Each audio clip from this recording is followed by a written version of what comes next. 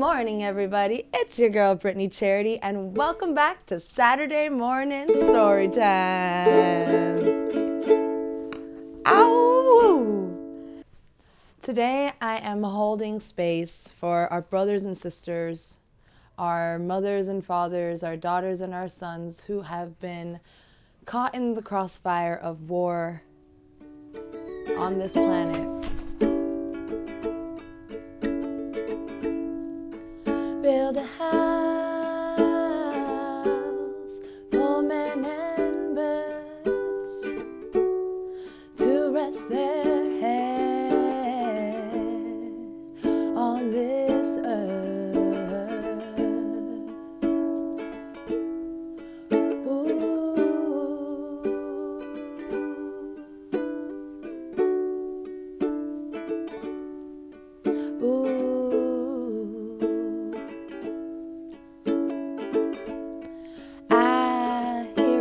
Where a voice holds its power, when it guides and it helps and it serves to uplift another soul.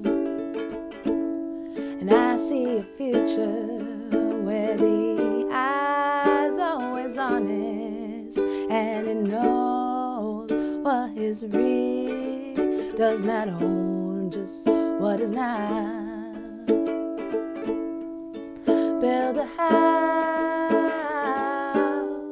for men and birds to rest their weary, weary head on this earth. Build a house, oh baby, for men and birds to rest their weary, weary head on this earth.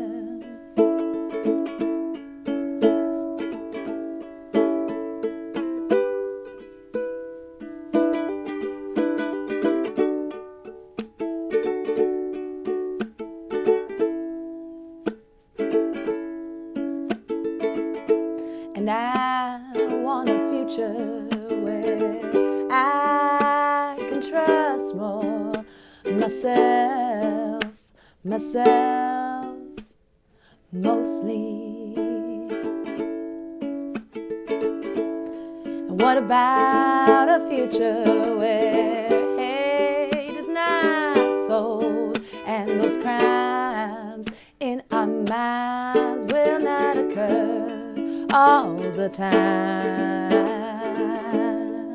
Build a house, oh baby, for men and birds to rest their weary, weary head on this earth.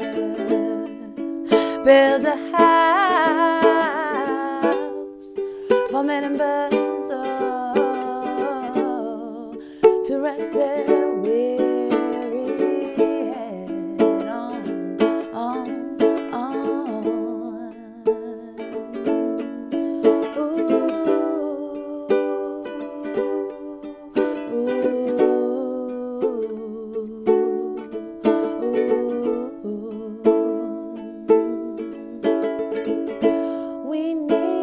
build a house, baby, just to play and to be seen for a little while, baby.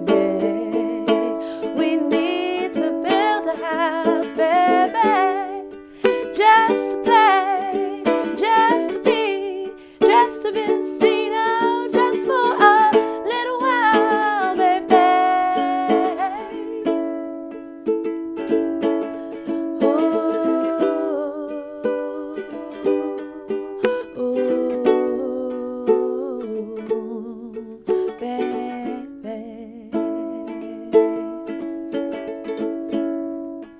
Build a house for men and birds to rest those weary, weary heads on this earth.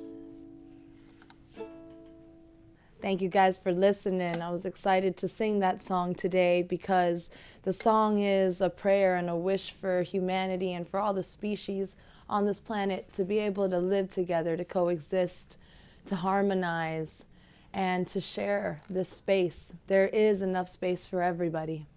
And with that being said, we're going to jump into today's story time. But first, this episode of Storytime is sponsored by my patron, Ray Robertson. Shout out to you, Ray. Thank you for being a Storytime sponsor. And if you're interested in doing the same, you can check out patreon.com/ukesfordreams. My next sponsor is Joey Times Production, where we are filming today. Thanks, Tim. What is in one is in the other. If you create peace within, then you must create peace without. So if you have peace as an individual, then it's only probably certain that you're going to affect peace in the collective. It's the only way it could be. It's the laws of the universe. So I've been thinking about what is the book, what's the story, what's the message I want to give this story time. And it's that may we all be peaceful warriors and know the value, the sacrifice, and the cost of warfare at the grand level in this life, and then also in the micro, in our own individual daily lives. Where and how do we wage war? How do we war against ourselves and others? Maybe if we start to peer deeper into our own hearts, we can all collectively eventually come together to help out the greater situation on earth. Manuscript Found in Accra by Paulo Coelho. I would so like to begin by writing, now that I am at the end of my life, I leave for those who come after me everything that I learned while I walk the face of this earth. May they make good use of it. At last, that is not true. I am only 21. My parents gave me love and an education, and I married a woman I love and who loves me in return. However, tomorrow, life will undertake to separate us, and we must each set off in search of our own path, our own destiny, or our own way of facing death. As far as our family is concerned, today is the 14th of July, 1099. For the family of Jacob, the childhood friend with whom I used to play in the city of Jerusalem, it is the year 4859.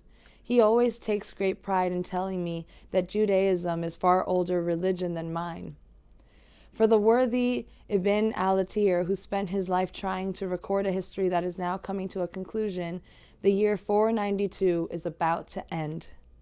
We do not agree about dates or about the best way to worship God, but in every other respect, we live in peace together. A week ago, our commanders held a meeting. The French soldiers were infinitely superior and far better equipped than ours. We were given a choice, to abandon the city or to fight to death, because we will certainly be defeated. Most of us decided to stay.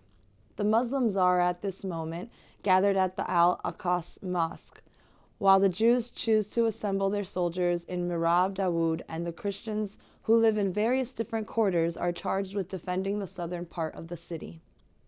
Outside, we can already see the siege towers built from the enemy's dismantled ships.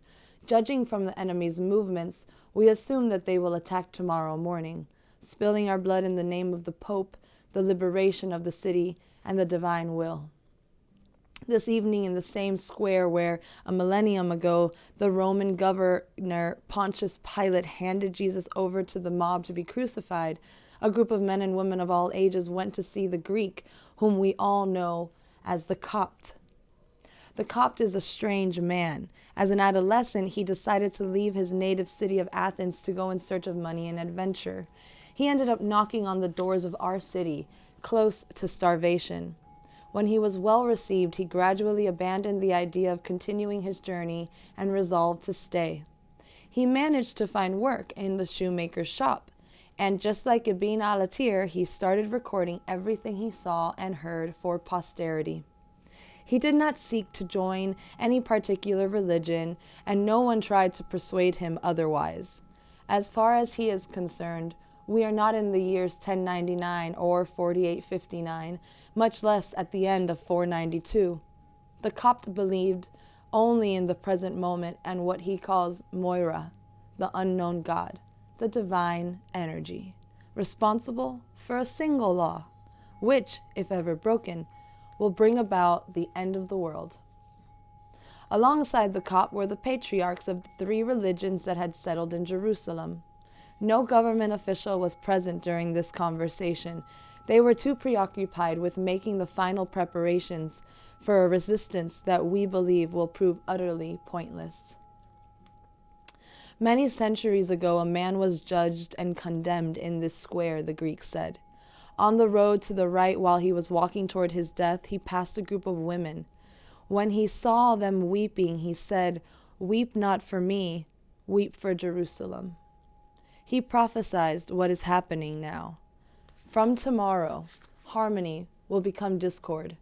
Joy will be replaced by grief, and peace will give way to a war that will last into an unimaginably distant future. No one said anything because none of us knew exactly why we were there. Would we have to listen to yet another sermon about these invaders calling themselves crusaders? For a moment, the Copt appeared to savor the general confusion, and then, after a long silence, he explained, "They can destroy the city, but they cannot destroy everything the city has taught us, which is why it is vital that this knowledge does not suffer the same fate as our walls, houses, and streets." But what is knowledge? When no one replied, he went on.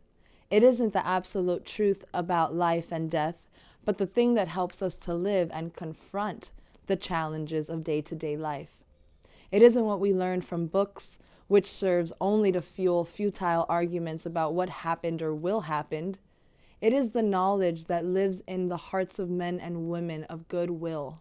The Copt said, "I am a learned man, and yet, despite having spent all these years restoring antiquities, classifying objects, recording dates, and discussing politics, I still don't know quite what to say to you, but I will ask the divine energy to purify my heart. You will ask me questions and I will answer them. That is what the teachers of ancient Greece did." So one by one, they started asking him questions. Then one neighbor said, "Speak to us about defeat." And he answered. And another neighbor said, "When everything looks black, we need to raise our spirits, so talk to us about beauty." And he answered. And then one particular question that I wanted to share with you today that he answered was this: "And what about enemies? The truly wise do not grieve over the living or the dead. Therefore, accept the battle that awaits you tomorrow, because we are made of the eternal spirit, which often places us in situations that we need to confront. At such moments, set aside all futile questions, because they merely slow down the warrior's reflexes. A warrior on the battlefield is fulfilling his destiny, and he must surrender himself to that. Pity those who think they must kill or die. The divine energy cannot be destroyed. It simply changes its form. The wise men of antiquity said, 'Accept this as part of some superior plan and go forward. Man is not defined by earthly battles, because just as the wind changes direction, so do luck and victory. Today's loser will be tomorrow's winner, but in order for that to happen, combat must be embraced with honor. Just as someone puts on new clothes, discarding the old, so the soul accepts new material bodies, abandoning the old and the useless. Knowing this, you must not suffer because of the body.' That is the combat we will face tonight or tomorrow morning. History will record what happens, but since we are reaching the end of our meeting, we cannot waste time on that. I wish, therefore, to speak of other enemies, those we find beside us. We all have to face many adversaries in our life, but the most difficult to defeat will be the ones we fear. We will always meet rivals in everything that we do, but the most dangerous are those we believe to be our friends. We all suffer when our dignity is attacked or wounded. but the greatest pain will be caused by those we thought were examples to be followed. None of us can avoid meeting those who will betray and slander us, but we can drive away the evil before it shows its true face, because any excessively kind behavior could betray a knife hidden behind the back and ready to be used. Loyal men and women do not bother to show what they are like, because other loyal spirits understand their qualities and defects. Beware of anyone who tries to please you all the time, and beware of the pain you can cause yourself by allowing a vile and cowardly heart to be a part of your world. Once the evil has been done, there is no point in blaming anyone. The owner of the house was the one who opened the door. The more fragile the slanderer, the more dangerous his actions. Do not make yourself vulnerable to those weak spirits who cannot bear to encounter a strong spirit. If someone confronts you over ideas or ideals, step up and accept the fight, because conflict is present in every moment of our lives, and sometimes it needs to show itself in the broad light of day. But do not fight in order to prove that you are right, or to impose your ideas or ideals on anyone else. Accept the fight only as a way of keeping your spirit clean and your will spotless. When the fight is over, both sides will emerge as winners because they tested their limitations and their abilities. Even if at first one of them says, "I won," and the other grows sad thinking, "I lost." Since both respect the courage and determination of the other, the time will come when they will once again walk along hand in hand, even if they have to wait 1,000 years for that to happen. Meanwhile, if someone merely wishes to provoke you, shake the dust from your feet and carry on. Fight only with a worthy opponent, and not with someone who uses trickery to prolong a war that is already over, as does sometimes happen. Such cruelty does not come from the warriors who meet on the battlefield and know why they are there, but from those who manipulate victory and defeat for their own ends. The enemy is not the person standing before you, sword in hand. It is the person standing next to you with a dagger concealed behind his back. The most important of wars is not waged with a lofty spirit or a soul accepting of its fate. It is the war that is going on now, as we speak, and whose battlefield is the spirit where good and evil, courage and cowardice, love and fear face one another. Never repay hatred with hatred, but with justice. The world does not divide into enemies and friends, but into weak and strong. The strong are generous in victory, the weak gang up on the losers. Unaware that defeat is only a transitory thing, from among the losers they choose those who seem most vulnerable. If the same were to happen to you, ask yourself if you would like to take on the role of a victim. If the answer is yes, you will never be free of that choice for the rest of your life. And you will be easy prey whenever you are faced with a decision that demands courage. You might talk like a winner, but the look of defeat in your eyes will always be there, and everyone will notice. If the answer is no, stand your ground. Better to rebel while your wounds are easily treated, even if it takes time and patience. You will spend a few sleepless nights thinking, "I don't deserve this," or thinking what an unfair world it is, because it failed to give you the welcome you were expecting, or feeling ashamed at the humiliation endured in front of your colleagues, your lover, or your parents. But if you hold fast, the pack of hyenas will eventually move off and go in search of someone else to play the role of victim. They will have to learn the same lesson for themselves because no one else will be able to help them. Therefore, your enemies are not the adversaries who were put there to test your courage. They are the cowards who were put there to test your weakness. The end.